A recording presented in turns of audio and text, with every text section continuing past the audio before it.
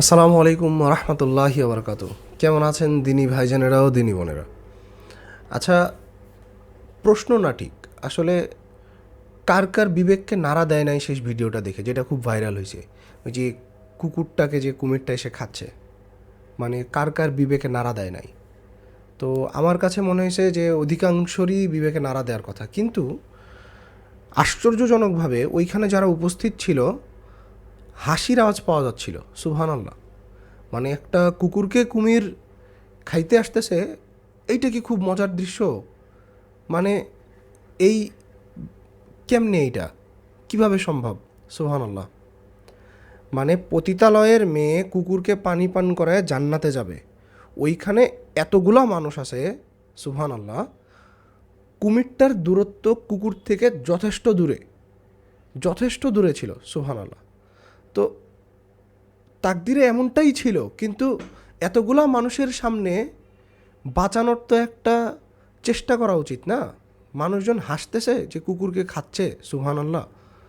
কেমনে সম্ভব এইটা? জি, সম্ভব তখনই যখন মানুষ আর মানে ওই সেন্সটা, ওই ইলমটা, ওই বিবেকটা আর নাই। তো আমি আজকের যে বইটা রিভিউ করব সেইটার সাথে এইটার কিন্তু খুব গাঢ় সম্পর্ক আছে। আমি জানি না আমি কতখানি বুঝাইতে পারবো কিংবা আপনারা কতখানি রিয়ালাইজ করতে পারবেন। বইটা হচ্ছে কালিমাতুত তাওহিদ, লা ইলাহা ইল্লাল্লাহ মুহাম্মাদুর রাসূলুল্লাহ সাল্লাল্লাহু আলাইহি ওয়াসাল্লাম। বইটা মাকতাবাতুস সুন্নাহ প্রকাশনের মোহাম্মদ ইবনে আব্দুল ওহাব আল ওয়াসাবি রাহিমাহুল্লাহ, ইয়েমেনের বিশিষ্ট বড় মাপের একজন আলেম, তার লেখা। এবং লা ইলাহা ইল্লাল্লাহ মুহাম্মদ রাসূলুল্লাহ এইটা নিয়ে লেখে নাই এরকম আলেমের সংখ্যা খুবই কম। এইটা কেন এত গুরুত্বপূর্ণ? জাস্ট মুখে লা ইলাহা ইল্লাল্লাহ মুহাম্মদ রাসূলুল্লাহ বলে দিলাম আর হয়ে গেল? না, ব্যাপারটা এরকম না। এই বইটার মধ্যে এবং এই লা ইলাহা ইল্লাল্লাহ মুহাম্মদ রাসূলুল্লাহর মধ্যে এইটার কিছু শর্ত আছে। লা ইলাহা ইল্লাল্লাহ অর্থাৎ আল্লাহ ছাড়া সত্য কোনো মাবুদ নাই, ইবাদত শুধুমাত্র আল্লাহ সুবহানাহু ওয়া তাআলার। আর মুহাম্মদ রাসূলুল্লাহ সাল্লাল্লাহু আলাইহি ওয়াসাল্লাম, এইটারও শর্ত আছে, 7টা শর্ত আছে। মুহাম্মদ সাল্লাল্লাহু আলাইহি ওয়াসাল্লাম হচ্ছে আল্লাহর প্রেরিত রসুল, আল্লাহর রসুল সাল্লাল্লাহু আলাইহি ওয়াসাল্লাম। তো এই যে শর্তগুলো আছে, এই শর্তগুলো তো আমাদেরকে জানতে হবে। এবং এই যে জানা বিষয়টা, লা ইলাহা ইল্লাল্লাহ মুহাম্মদ রাসূলুল্লাহ, লা ইলাহা ইল্লাল্লাহর প্রথম শর্তই হচ্ছে ইলম। আমি আপনি যদি নাই জানি লা ইলাহা ইল্লাল্লাহ কি, আমি এটা মানবো কী করে? আমি মানবো কী করে যে আল্লাহ ছাড়া সত্য কোনো ইবাদত নাই? যখন আমি এটা মানবো তখন আবার চলে আসবে যে আমাকে বিশ্বাস করতে হবে, তারপরে আসবে আমাকে মুখে স্বীকৃতি দিতে হবে, অন্তরে বিশ্বাস করতে হবে, এটাকে সত্যায়ন করতে হবে। এটা নিয়ে মুনাফিকি করা যাবে না। এই কালেমার প্রতি ইখলাস থাকতে হবে, ভালোবাসা থাকতে হবে, একে ঘৃণা করা যাবে না। তো এই জিনিসগুলো আমি কি করে কালেমাকে ভালোবাসবো? তাহলে কালিমা যেটা যেটা সত্যায়ন করছে আমাকে সেটা মানতে হবে আমলের মাধ্যমে। মুখে স্বীকৃতি, অন্তরে বিশ্বাস, আমলে প্রতিফলন, তবে আসলো লা ইলাহা ইল্লাল্লাহ। যারা শুধু অন্তরে অথবা মুখে বলছে, আমলে নাই, এটা তো মুরজিয়াদের আকীদা, এটা তো প্রকৃত আহলুস সুন্নাহ জামাত না। ইসলামে ৭৩টা দল হবে, একমাত্র একটা দল শুধুমাত্র রাসূল সাল্লাল্লাহু আলাইহি ওয়াসাল্লাম বলছেন তারা নাজাতপ্রাপ্ত, আহলুস সুন্নাহ ওয়াল জামাআহ, ফিরকাতুন নাজিয়া। এরা কারা? এরা হচ্ছে যারা কুরআন সুন্নাহ মেনে চলবে, রাসূল সাল্লাল্লাহু আলাইহি ওয়াসাল্লাম এবং সাহাবীর পথে থাকবে। কুরআন বিধান রাসূল সাল্লাল্লাহু আলাইহি ওয়াসাল্লাম যেভাবে বুঝিয়ে গেছেন, 3 প্রজন্ম যেভাবে বুঝেছে, সেটার উপরে থাকবে। তো এই যে লা ইলাহা ইল্লাল্লাহ, এইটার যে শর্ত, মুহাম্মদুর রাসূলুল্লাহ সাল্লাল্লাহু আলাইহি ওয়াসাল্লাম, এইটার যে শর্ত, এইটা জানবে কে আর মানবে কে? মুহাম্মদ রাসূলুল্লাহ সাল্লাল্লাহু আলাইহি ওয়াসাল্লাম, এইটার যে 7টা শর্তগুলো আছে, আমি আপনি তো এইটা মানছি কতখানি? যদি আমি আপনি মানি যে রাসূল সাল্লাল্লাহু আলাইহি ওয়াসাল্লামের আদর্শ আমাদের জন্য চূড়ান্ত, লাকাদ কানা লাকুম রাসূলুল্লাহি ফি উসওয়াতুন হাসানা, আমাকে রাসূল সাল্লাল্লাহু আলাইহি সাল্লামকে ভালোবাসতে হবে সমাজের চেয়ে, কোনো ব্যক্তির চেয়ে, বাবা মার চেয়ে, যে কারো চেয়ে। তিনি যে বিধান নিয়ে আসছেন সেটাকে সত্যায়ন করতে হবে, তিনি যে বিধান নিয়ে আসছেন সেটাকে আমাকে ভালোবাসতে হবে, তিনি যে বিধান দিচ্ছেন সেটা আমাকে মেনে চলতে হবে। তো এই যে শর্তগুলো আছে, এই শর্তগুলো যদি আমি মানি, তাহলে ওই কুকুরটা তো ওই জায়গাতে মারা যাবে না নেক্সট টাইম যখন হবে। কারণ রাসূল সাল্লাল্লাহু আলাইহি সাল্লাম তো বলছে যে আমাকে এরকম পরিস্থিতিতে আমার পুরুষত্ব কই? আমি তো কুকুরটাকে বাঁচাইতে যাব, আমাকে তো বাঁচাইতে হবে। মানে তো এই যে লা ইলাহা ইল্লাল্লাহ মুহাম্মাদুর রাসূলুল্লাহ, আপনি প্রত্যেকটা অন্যায়ের জায়গাতে এটা দেখতে পাবেন যে যেখানে লা ইলাহা ইল্লাল্লাহ মুহাম্মাদুর রাসূলুল্লাহ পরিপূর্ণ নাই, সেখানেই অন্যায় হচ্ছে। অন্যায় হওয়ার কারণই এইটা। আদল না হওয়ার কারণই এইটা, ন্যায়পরায়ণতা নাই, এই জন্যই নাই কারণ আমরা এখনও লা ইলাহা ইল্লাল্লাহ মুহাম্মাদুর রাসূলুল্লাহ সাল্লাল্লাহু আলাইহি ওয়াসাল্লাম এটা এখনও অন্তরে, কাজে, মুখে এইভাবে নিয়ে আসতে পারি নাই। আপনি বলতে ভয় পাই, আপনি মানতে ভয় পাই, আপনি এটার আমল করতে ভয় পাই।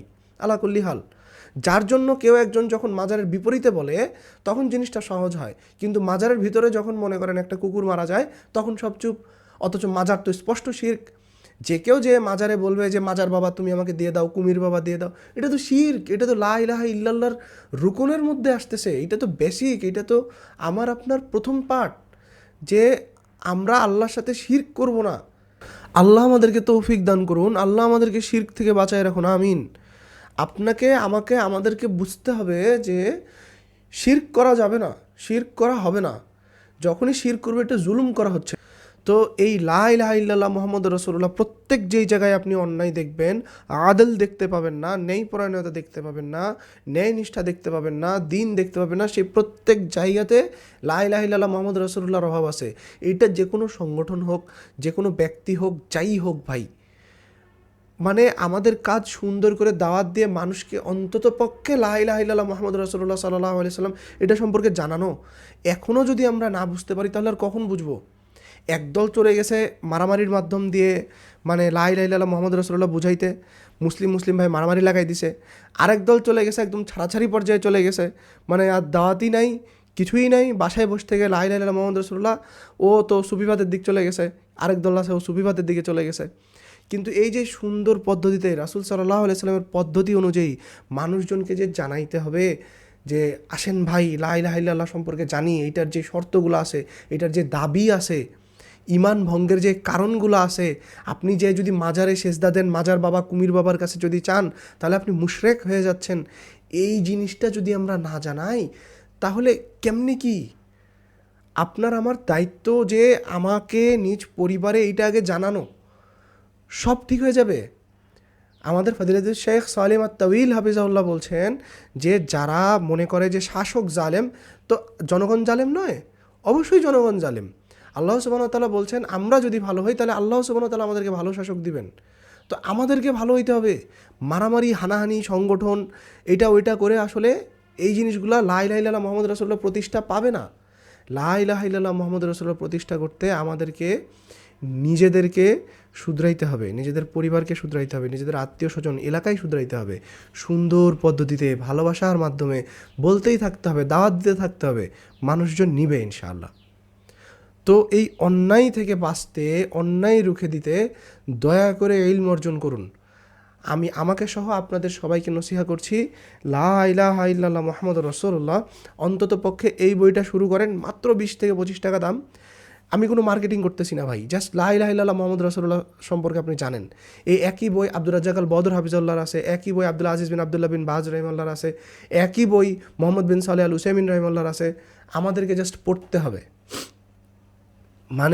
লা ইলাহা ইল্লাল্লাহ মুহাম্মাদুর রাসূলুল্লাহ এইটুক তো জানতে হবে এবং মানুষজনকে জানাইতে হবে, জানাইতেই হবে, তবেই এই সকল অন্যায়গুলো বন্ধ হবে। আপনি অন্যায় বন্ধ করতে চান, আপনি তাওহীদ পড়েন। আপনার মধ্যে যখন তাওহীদ চলে আসবে তখন আর অন্যায় হবে না ইনশাআল্লাহ।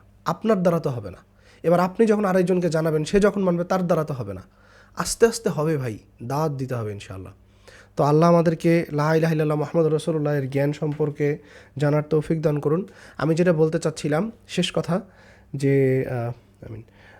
এই বইটা সবাই পড়বেন, লা ইলাহা ইল্লাল্লাহ মুহাম্মাদুর রাসূলুল্লাহ, এই বইটা পড়া মাস্ট। এইটা সম্পর্কে জানা আমাদের প্রত্যেক মুসলিমের জন্য ফরজে আইন। শুধু মুখে লা ইলাহা ইল্লাল্লাহ মুহাম্মাদুর রাসূলুল্লাহ বললে হয় না, এইটার যে শর্তগুলো আছে, আপনি লা ইলাহা ইল্লাল্লাহ মুহাম্মাদুর রাসূলুল্লাহ বলছেন, যে এই যে কুমির বাবাকে সেজদা দিচ্ছেন, যে তাবিজ কবজ লাগাচ্ছেন, মনে করছেন যে তাবিজই আপনাকে ঠেকায় দিবে সব কিছু থেকে, তো এগুলো তো শিরক, এগুলো তো স্পষ্ট শিরক। তো অ্যাটলিস্ট বেসিক জিনিস মাত্র কয়েকটা পৃষ্ঠা, 30-35টা পৃষ্ঠা, হয়তো আধা ঘন্টা থেকে 1 ঘন্টা লাগবে শেষ করতে ম্যাক্সিমাম, আল্লাহু আলাম। তো আল্লাহ এই বইটা আমাদেরকে পড়ার তৌফিক দান করুন সবাইকে, আমিন ইয়া রাব্বাল আলামিন। অনুগ্রহ করে বইটা পড়বেন, প্লিজ পড়বেন।